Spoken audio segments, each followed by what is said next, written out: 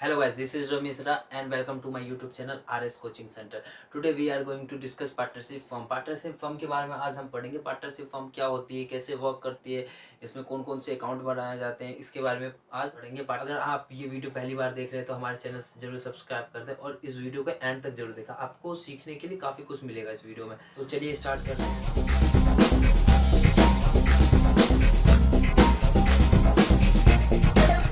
पढ़ेंगे कि partnership firm होता क्या। पार्टनरशिप फर्म दो या दो से अधिक व्यक्तियों का एक समूह होता है जिसमें जो कि ये इंडियन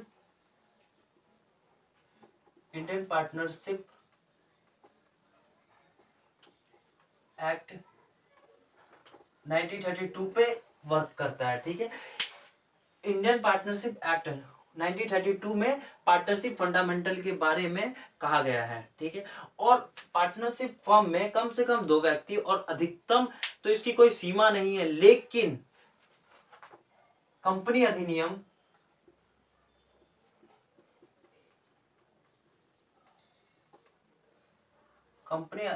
2013 की धारा 464 के अनुसार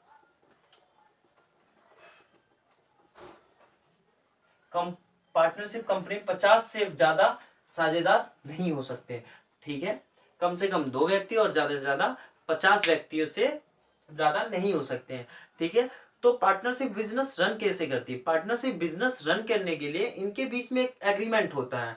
ठीक है, अगर एग्रीमेंट नहीं हो तो काफी लड़ाई झगड़े हो सकते हैं, जैसे कि लाभों को लेकर के बांटने को ऊपर काफी चीजों में लेकर के इनके बीचों में तकरार हो सकती है, लड़ाई हो सकती है। ठीक है, तो इन सबको बचने के लिए एक पार्टनरशिप डीड बना दिया जाता है, पार्टनरशिप डीड बना दिया जाता है। ठीक है, अगर पार्टनरशिप डीड अगर मान के चलो नहीं बनाया हो तो इंडियन पार्टनरशिप एक्ट 1932 के तहत ये हम पार्टनरशिप चलेगी। ठीक है, पार्टनरशिप 1932 में जो कुछ कहा गया है पार्टनरशिप के बारे में, प्रॉफिट को लेकर के जो भी किसी से, तो उस 1932 को ही माना जाएगा। अगर पार्टनरशिप डीड बना लिया गया है तो पार्टनरशिप डीड के अनुसार प्रॉफिट बटेगा या कुछ भी। ठीक है, तो पार्टनरशिप डीड होती क्या है? पार्टनरशिप डीड जो होती है ये क्या होती है, जो भी कंपनी के अंदर साझेदार होते हैं, कंपनी के अंदर जैसे मान के चलो दो साझेदार हैं, तीन साझेदार, चार साझेदार, उनके बीच में कोई कोई ऐसा मतलब कि जो प्रॉफिट्स को लेकर के या इंटरेस्ट को लेकर के या कमीशन को लेकर के या सैलरी को लेकर के कोई सहमति होना। ठीक है, कि आपको इतनी इतनी सैलरी मिलेगी, मुझे इतना प्रॉफिट मिलेगा इस कंपनी का, तो ये होता है पार्टनरशिप एग्रीमेंट। ठीक है, ये इस उसमें जैसे कि प्रॉफिट शेयरिंग रेशियो को लेकर के चलते हैं और काफ़ी चीज़ों के बारे में डिस्कस होता है उसमें, इंटरेस्ट को लेकर के, कैपिटल कमीशन को लेकर के, इन सब चीज़ के बारे में डिस्कस होता है पार्टनरशिप डीड में। ठीक है, तो पार्टनरशिप ठीक है, पार्टनरशिप डीड होती किस रूप में होती? पहला तो ये ओरल फॉर्म में हो सकती है, ओरल में। ठीक है, मतलब कि मुंह जवानी, हाँ कि हाँ ऐसे ऐसे। तो सबसे बढ़िया होती है कि रिटर्न फॉर्म में हो जाए। ठीक है, रिटर्न फॉर्म में अगर होता है तो ये मतलब इसको कोई काट गलत नहीं कर सकता है कि नहीं ये नहीं हो सकता। जैसे मान के चलो हमने ओरल में कर दिया कि आधा आधा प्रॉफिट हम बांटेंगे, प्रॉफिट अगर होगा तो 50% तुम लोगे, 50% मैं लूंगा। ए और बी अगर साझेदार हैं, ठीक है, दो साझेदार हैं, तो ये लोग बोल रहे हैं कि 1:1 में हम प्रॉफिट बांटेंगे।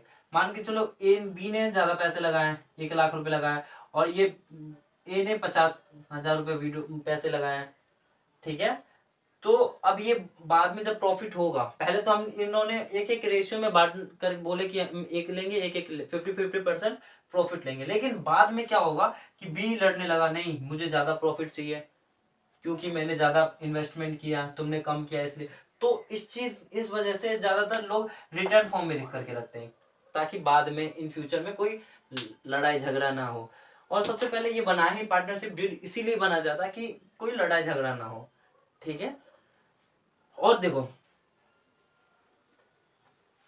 अगर कंपनी के अंदर पार्टनरशिप डीड ना होता है तो क्या होगा? अगर कंपनी के अंदर पार्टनरशिप डीड बनाया ही नहीं, मान के चलो दो साझेदार थे, उन्होंने उनको पता नहीं, पार्टनरशिप डीड नहीं बनाने की जरूरत नहीं पड़ी, तो किस हिसाब से, उसके हिसाब से तो क्या होगा? देखो, P&L जो होगा शेयर टू बी इक्वली, ठीक है, प्रॉफिट एंड लॉस जो होता है दोनों को इक्वली इक्वली मिलेगा, 1:1 ही मिलेगा। अगर दो पार्टनर है ए और बी तो 1:1 ही मिलेगा। इंटरेस्ट ऑन कैपिटल, ठीक है। अगर हमने कैपिटल, देखो कैपिटल क्या होता है, इंटरेस्ट ऑन कैपिटल क्या होता है। जैसे मान के चलो कि कंपनी है, ठीक है, और ये क्या है,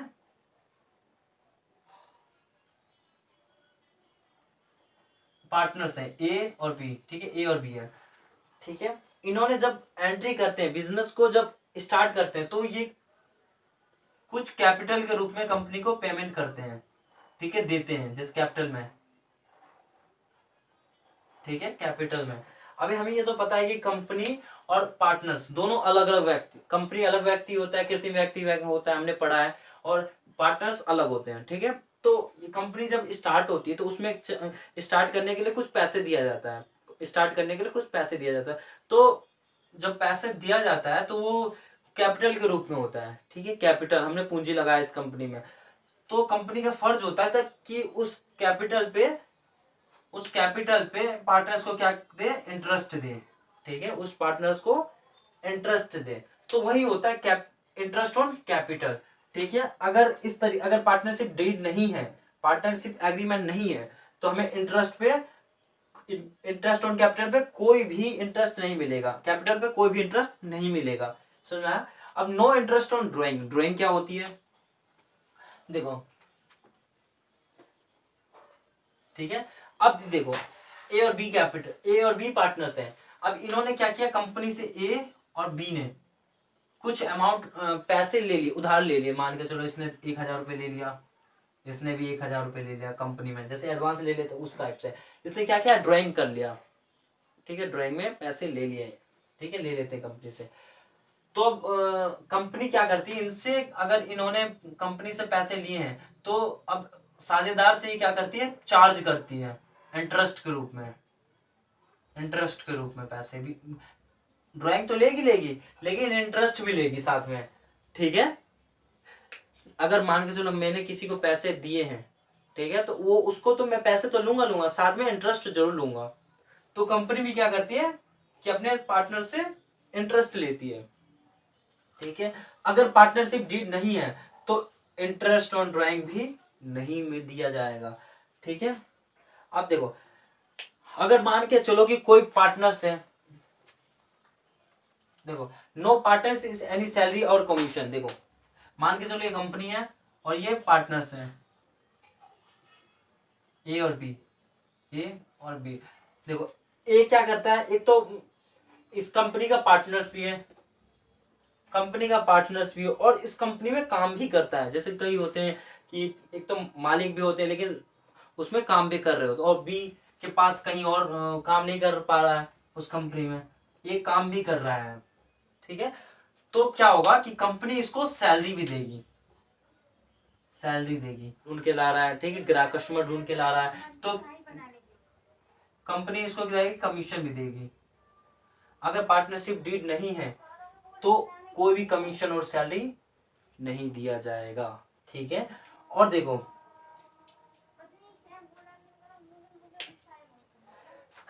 अब देखो लास्ट वन, एक चीज देखो, अगर मान के चलो मैं हूं और मेरा एक पार्टनर है, हमने क्या किया, कंपनी को लोन दिया, ठीक है, कंपनी को क्या किया, लोन दिया। तो कंपनी को क्या किया, लोन दिया, तो कंपनी जो है इसको 6% के रेट पे इंटरेस्ट पे करेगी, ठीक है। अगर पार्टनरशिप डीड बनता तो ये अपना 7%, 8%, 10%, 12% कितने भी इंटरेस्ट ले सकती थी, लेकिन अगर पार्टनरशिप डीड नहीं है, हमने कंपनी पार्टनर से ऐसी लोन दे दिया बिना पार्टनरशिप डीड के, एग्रीमेंट के, तो ये क्या सिर्फ 6% के हिसाब से ही इंटरेस्ट चार्ज करेगा, समझ में आया, ठीक है। इसको रफ करते हैं, अगला आगे हम पढ़ेंगे profit and loss appropriation account के बारे में, ठीक है। इसको रफ कर देते हैं फिर पढ़ते हैं।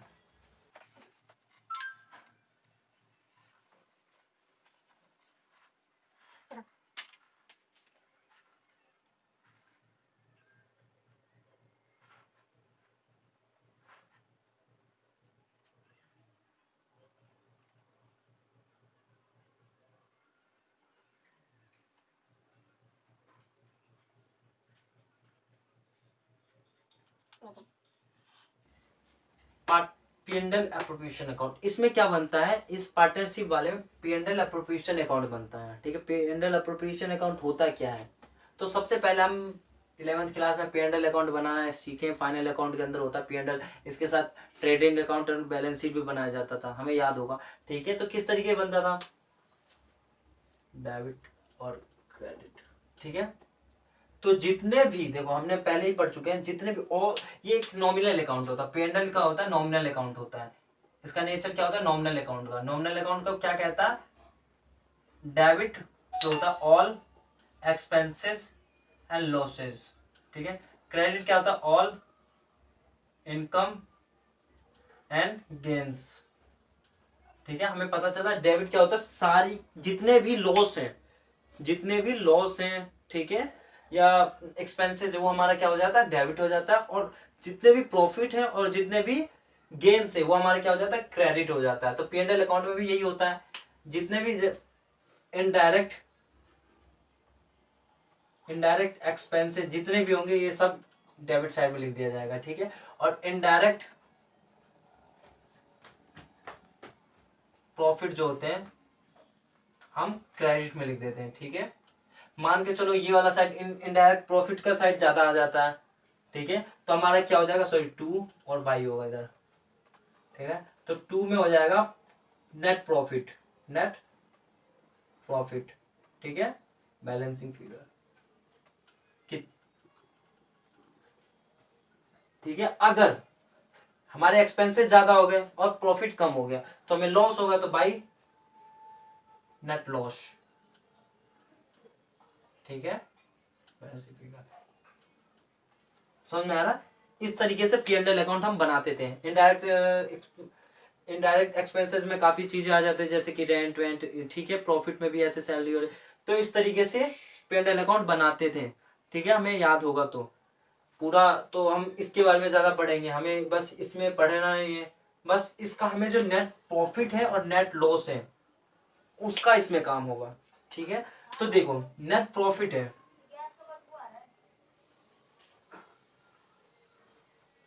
तो नेट प्रॉफिट को हम कैसे बांटते थे, नेट प्रॉफिट को अगर पार्टनरशिप है तो पार्टनरशिप को कैसे देंगे। ठीक है, पार्ट प्रॉफिट को डिस्ट्रीब्यूशन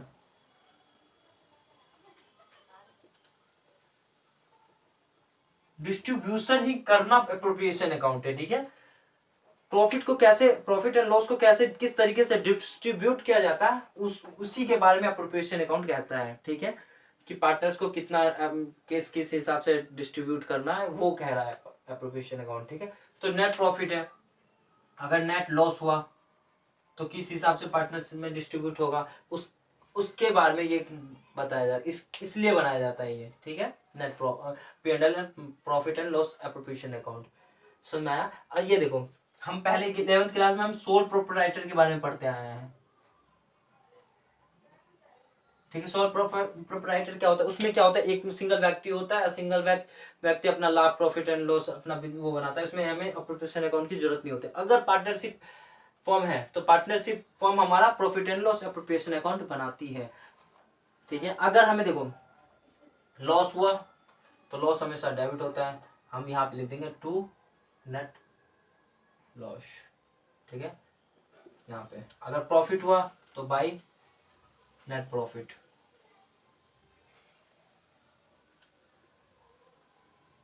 समझ में आया। अगर देखो, अब अगला देखो, टू P&L एप्रोप्रिएशन अकाउंट में क्या आ जाए, to interest on capital A B, दोनों को जोड़ करके यहाँ लिख देते हैं। ठीक है, इंटरेस्ट ऑन कैपिटल क्या होता है, मैंने बता दिया था। इंटरेस्ट ऑन कैपिटल क्या होता है कि कोई भी साझेदार अगर कंपनी में ज्वाइन करता है, किसी कंपनी को का मालिक बनता है, ठीक है, पार्टनर्स बनता है किसी कंपनी का, तो क्या करता है, कुछ अमाउंट होता है उसमें कंपनी में लगाता है। ठीक है, कैपिटल के रूप में लगाता है। ठीक है, तो कंपनी का फर्ज होता है कि उसको उस कैपिटल पे इंटरेस्ट दे, तो उसी को कहते हैं इंटरेस्ट ऑन कैपिटल। समझ में आया। कि जैसे मान के चलो मैंने एक कंपनी बनाई, ठीक है, उस कंपनी में मैंने कुछ पैसे लगाए, तभी तो कंपनी बनी होगी। तो जो मैं पैसे लगाया वो हमारे लिए क्या होता है, कैपिटल होता है, ठीक है। अब कंपनी अब उस कैपिटल पे मुझे इंटरेस्ट पे करेगी, प्रॉफिट तो देगी देगी लेकिन साथ में इंटरेस्ट भी देगी, ठीक है। तो वही होता है इंटरेस्ट ऑन कैपिटल। मान के चलो दो पार्टनर्स हैं ए और बी, ए को 1,000 रुपये दे दे, बी को 1,000 रुपये दे, मतलब कि टोटल अमाउंट पे फिक्स होता है ये, ठीक है। अगर कम पार्टनरशिप डीड बनी है तो उसमें बता रखा हुआ कि कितना कितना इनको इंटरेस्ट ऑन कैपिटल कितना देना, 9%, 10%, 12%, किस हिसाब से देना है, ठीक है। तो हम वो हमारे लिए क्या हो जाएगा, डेबिट हो जाएगा। कंपनी के लिए लॉस हो जाएगा। क्यों हो जाएगा कंपनी के लिए लॉस? मैंने बताया था कि कंपनी और कोई पार्टनर्स दोनों अलग अलग होते हैं, ठीक है। अगर कंपनी किसी को पैसे देगी, ठीक है, तो कंपनी के लिए लॉस ही है। इंटरेस्ट अगर दे रही है कंपनी तो कंपनी के लिए लॉस ही है। और ये कंपनी का खाता बन रहा है तो कंपनी उस जो इंटरेस्ट दे रही है पार्टनर्स को वो अपने लॉस में दिखाएगी, ठीक है। इस तरफ आ जाएगा। अब हमारा आ जाएगा टू सैलरी या कमीशन। मान के चलो कोई पार्टनर्स ऐसा है जो उस कंपनी में काम भी कर रहा है, ठीक है। उसका पार्टनर्स ऐसा है जो कंपनी में काम कर रहा है, या कोई ऐसा पार्टनर है जो उसकी सेल को बढ़ा रहा है, ठीक है। तो कंपनी क्या करेगी, उसको सैलरी भी देगी और जो उसकी सेल को बढ़ा रहा है उसको कमीशन देगी, ठीक है। वो भी कंपनी के लिए क्या है, खर्चे हैं। तो खर्चा क्या आ जाएगा, डेबिट में आ जाएगा, ठीक है। और हमारा इसमें बस यही सब आते हैं, ठीक है। और देखो इस तरफ क्रेडिट साइड में क्या क्या आएगा, क्रेडिट में आ जाएगा बाई इंटरेस्ट ऑन ड्राइंग, ठीक है। इंटरेस्ट ऑन ड्राइंग, देखो अगर कंपनी कैपिटल पे इंटरेस्ट दे रही है, ठीक है, तो अगर कंपनी ने पार्टनर्स को जो ड्राइंग दे रखा है, पार्टनर्स ने जो कंपनी से ड्राइंग ले रखा है, ठीक है, तो पार्टनर्स का फर्ज बनता है कि उस पर इंटरेस्ट भी दे, ठीक है। तो कंपनी के लिए क्या है, वो प्रॉफिट है। अगर मैं कंपनी को इंटरेस्ट पे कर रहा हूं तो कंपनी के पास पैसे आ रहे हैं तो कंपनी के लिए क्या है, प्रॉफिट है। इसलिए क्रेडिट साइड में इंटरेस्ट ऑन कैपिटल आ जाएगा, ठीक है। अब देखो ये मान के चलो आ गया हमारा ज्यादा और ये साइड आ गया हमारा कम, ये तो दोनों साइड बराबर होगी। जो प्रॉफिट होगा, ठीक है, to profit share to partner, ठीक है, partner in the ratio of this मान के चलो 1:1 है, तो उसमें ए और बी को जितने भी रेशियो हैं उस रेशियो से प्रॉफिट डिस्ट्रीब्यूट कर देंगे, ठीक है। और हाँ एक और चीज इसमें आता है, इसमें एक और चीज आता है रिजर्व, ठीक है। रिजर्व क्या होता है कि कंपनी कुछ एक स्पेसिफिक अमाउंट, एक क्या नाम है, सेव कर लेती है फ्यूचर के लिए, कि फ्यूचर में अगर कंपनी को कोई लॉस होता है या कोई कुछ भी किसी तरीके से कंडीशन खराब होती है तो इस वजह से वो क्या करती है, एक फिक्स अमाउंट रिजर्व करके रख लेती है, ठीक है, इन फ्यूचर के लिए। तो वो हमारे वो भी इस तरफ आ जाएगा डेबिट साइड में, ठीक है। तो आशा करता हूँ ये आपको वीडियो अच्छी लगी होगी और इसमें समझने के लिए काफ़ी कुछ है। ये जो वीडियो है P&L अकाउंट बहुत ही ज़्यादा इजी है, बहुत ज़्यादा इजी है। फिर से एक मैं बार रिवीजन कर देता हूँ। जैसे कि नेट लॉस है वो हमारे डेबिट में आ जाएगा profit and loss appropriation account में। अगर नेट प्रॉफिट है वो हमारे क्रेडिट साइड में आ जाएगा, ठीक है। जितने भी प्रॉफिट होते हैं वो क्रेडिट साइड में होते हैं, जितने भी लॉस होता है वो हमारा डेबिट साइड में होता है, ठीक है। अगर इंटरेस्ट ऑन कैपिटल बुक्स में दे रखा है, ठीक है, कैपिटल हमें कैपिटल दे रखा होगा, कैपिटल पे बोल देगा इतना परसेंट इंटरेस्ट, 10%, 12% पार्टनर्स को देना है, तो वो हमारा इंटरेस्ट क्या आ जाएगा, डेबिट साइड में आ जाएगा P&L अप्रोप्रिएशन के, ठीक है। इस तरीके से ए को इतना दे दिया, बी को इतना दे दिया, ठीक है। अगर हमने किसी पार्टनर्स को सैलरी दे रखा है कंपनी ने तो सैलरी, और कमीशन दे रखा है तो कमीशन भी इधर आ जाएगा, ठीक है। अगर कंपनी कह रही है कि इतना पैसे हम रिजर्व करके रख रहे हैं, ठीक है, तो रिजर्व में इतना अमाउंट आ जाएगा, ठीक है। और क्रेडिट साइड में देखो प्रॉफिट आ गया, इंटरेस्ट ऑन सेकेंड आ जाएगा interest on drawing. Interest on drawing के बारे में हमने बता दिया कि कंपनी से अगर कोई पार्टनर्स पैसे लेते हैं तो ड्राइंग के फॉर्म में लेता है, ठीक है। तो अगर पैसा ले रहा है तो कंपनी को इंटरेस्ट भी पे करेगा, तो वो जो इंटरेस्ट कंपनी को पे करेगा वो कंपनी के लिए क्या हो जाएगा, प्रॉफिट हो जाएगा, वो इसलिए वो क्रेडिट साइड में दिखा देगा, ठीक है। अब जो इसका बैलेंस आएगा, मान के चलो कि ये क्रेडिट साइड ज्यादा आ गया ठीक है, और डेबिट साइड कम आ गया, तो हमारा क्या ना प्रॉफिट हो रहा है कंपनी को। तो प्रॉफिट जो शेयर हो कर देंगे पार्टनर्स में 1:1 में या 2, जो जिस तरीके से वो रेशियो में बांट रखा है उस रेशियो में प्रॉफिट को ए और बी को दे देंगे। ठीक है, आशा करता हूँ ये वीडियो आपको अच्छी लगी हो, और आप इस वीडियो को अगर ये पसंद आई तो इस वीडियो को लाइक जरूर करें एंड इस चैनल को सब्सक्राइब जरूर करें। ठीक है, धन्यवाद।